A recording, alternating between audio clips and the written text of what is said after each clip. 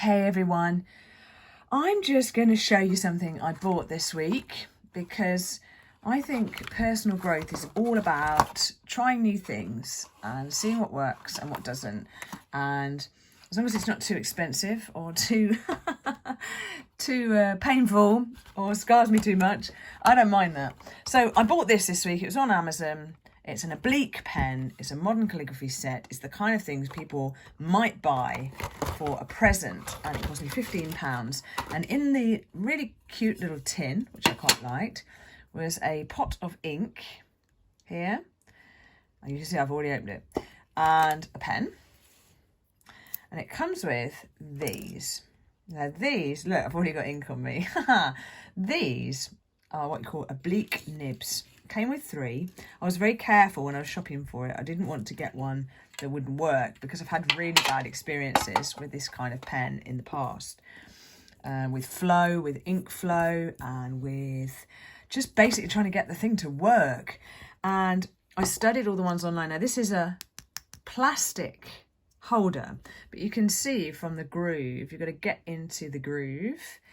The nibs themselves, they fit into there, and the design is such, you can see how the end of that is, okay? The design is such that you're supposed to be able to write next to where you're actually going. Now, if you think about it in an engineering way, it fits with what I've been telling you so far about holding your pen like this. In terms of you're not going to be straight over your pen where you can't see what you're writing. And that's one of the problems with trying to do calligraphy. If I was to write like this, I can't see the end of my nib. The whole idea of penmanship and being able to see what you're writing by offsetting it, also you're able to put more pressure down on a downstroke than you can when you're just holding a pencil or pen. You have to press down, like you almost have to tense up your fingers and then untense. With this, the idea is that you have to go along and it's much easier. These nibs are so unbelievably bendy. Okay, now you're thinking, oh yes, but she told me I could learn to write with one of these, and so what's she going on about this for? Is this another thing I've got to buy? No. The idea of Pictoria is that you can see behind my mind and the creative process. And I just wanted you to know that I'm not closed to the idea of trying new things. So today I got this ink that came with it. I've tried it, and of course I don't find it to be very good because it's a bit blah. It's a bit watery and it doesn't feel like it's very good quality. So I have various different inks here which I've picked up over the years. This one happens to be a silver one. Ooh, settled a little bit. Whoa. Right, there you go. That needs a good shake, that one. I've used this before. This is amazing. This is like a vintage one. It's like a waterproof one that I used for a sky. I used to use it to blodge on the sky because then once I'd done my watercolour blodge with this, and waited for it to dry, then I could do more over the top and it wouldn't actually affect the original one. So I'll tell you what, I'm going to get out a piece of paper first and we will give this a shake. I mean, when you're paying £15 for something like this, you can't imagine that it would come with the most high quality ink ever. Always have lots of tissue about. Whenever you're dealing with ink, for goodness sake, don't rest on a book that's really important to you, etc, etc. Look, I've got it everywhere and I'm considering myself to be quite careful with things. So here's the ink. Now, you can already see this is quite an interesting thing because you need to dip your pen in it to get any ink. This is not a cartridge pen. This is not a pen where you put a cartridge in the end of it. There's no room. It's just a handle, okay? And it's made in an ergonomically styled way so that it's comfortable for you to rest on, okay? I'm going to literally dip and test this. And this is why when people ask me, oh, what pen should, look, see, look, it didn't go in. Ha! I'm going to tip the ink a little bit. There you go, that'll do it. So I'm tipping the ink back because actually the way that you do it like that, it won't reach. It stops it. Remember, this is just rough paper, so it doesn't matter if I make a huge mess.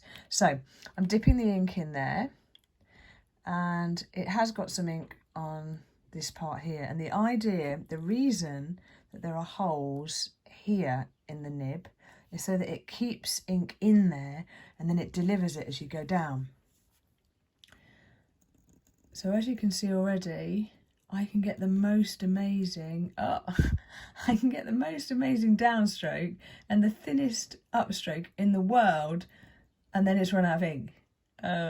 Which is why I use these felt pens, but I'm not going to give up.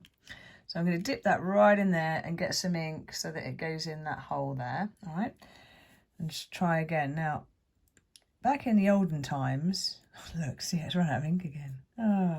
Back in the olden days, somebody doing this kind of penmanship would have kept dipping, and they'd be used to just dipping and writing, dipping and writing. Now you can see there is a quality to how I'm writing here,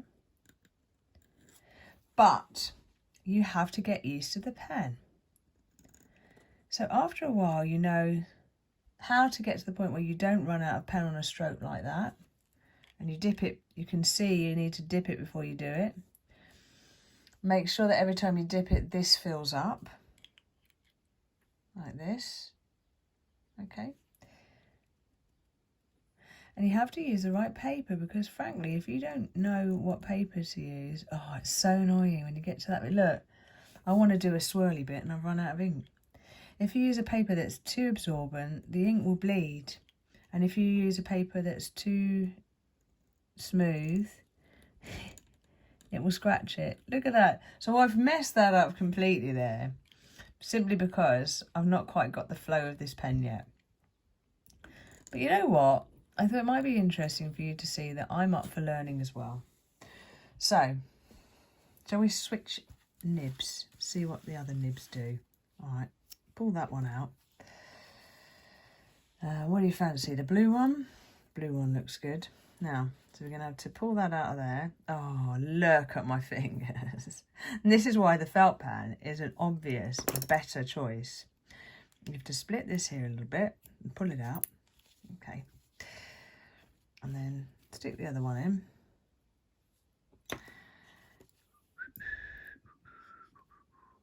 All right, that's quite firm. And then we're going to stick that in there. Inky fingers. Wow. Oh no, I don't know what I'm doing. Oh, I've done it around the wrong way. Typical. Oh, you see, this is why. This is why it's better to just use a felt pen, because it's like, oh no, I've still done it wrong. I don't know what I'm doing. Oh yeah. It's still better to use a felt pen because you don't get such garbage all over your fingers. Right. See, look, right, this, I'm going to leave this video unedited, I think. Right. Because I've forgotten which way around it goes. And then I didn't do it. Should have practiced that. Okay, right, push that back in. Push that back in. Done. Okay, let's try the fancy Gothic looking one. So this has got more space, technically, to hold the ink. Let's see how it gets on. Oh my gosh, look at that. So I've got a bit of blobbing going on, you can see there, because I haven't got my pressure right yet on the pen. I quite like the effect of the splitting of the nib, like that, you see?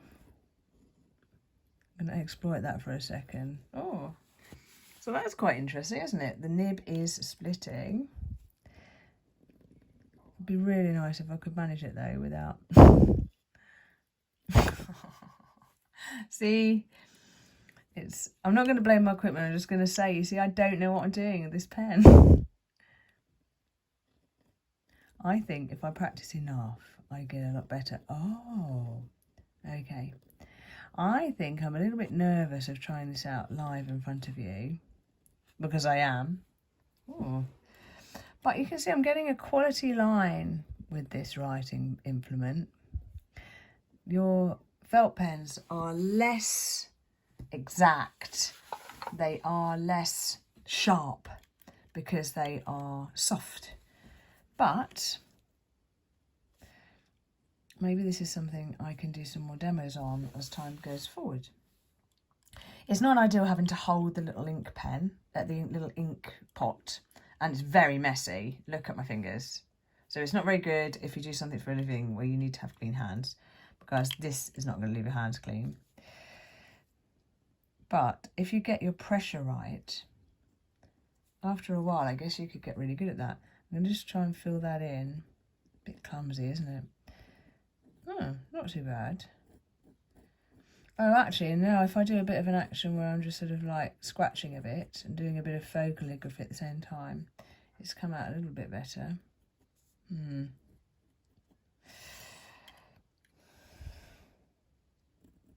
Let's try. No, see, I'm not very good with my pressure yet on this. But, again, for integrity reasons, I think it's good to show you that I don't mind trying stuff. So, should we try the third nib? You're going, try the third one, that was rubbish. I'm going to only just slightly pull that out. Wow, look at the state of me. I've smudged it all. See, we're all human. I've smudged it all. I'm a complete mess. Let's just push that in there. Wow. And hopefully this will make you feel more confident about any learning you've been doing, because we've all got to start somewhere. So I just wanted to see if this was comparable to what we're doing with the felt pens and whether we can move on to this. Let's see what kind of, oh, look, that won't even hold. Wow. So that one's a bit difficult because it's not holding in its holder very well. So I'm not going to get many places with that. Wow. I need to attend to that because actually, funny enough, it does write a bit easier, but I've kind of splodged everything there, haven't I? Okay, so what does this demonstrate to us? This demonstrates to us there's lots of choices on the market. I think that first one was the best of the three, so I'm just going to put that back in with my dirty fingers. Right. And let's see if I can write something a little bit more neat than that.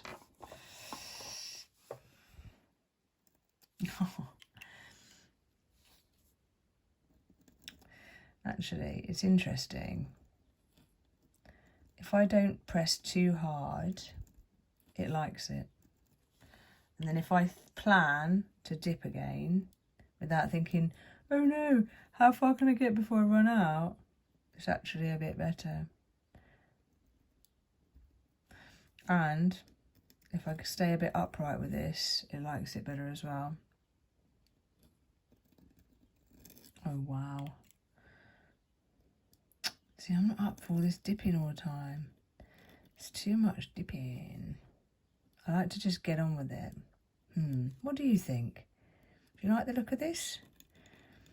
I can let you know the link if you want to have a go yourself, but be warned, it's not the neatest, and you're going to have to, but maybe it's another step on from what we're exploring at the moment, and something new to try, ultimately, when you get even better.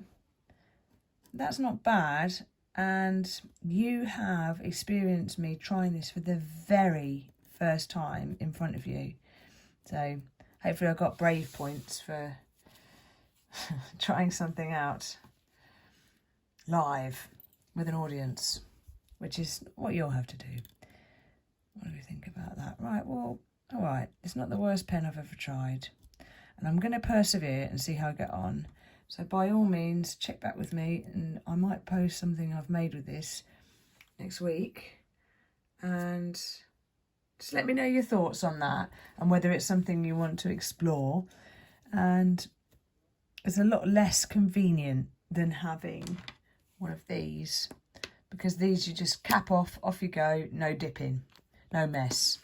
All right. Oh my God, look at my fingers. Right, I'm going to go and wash my hands now. Tune in next time and hopefully I'll inspire you some more. Bye for now.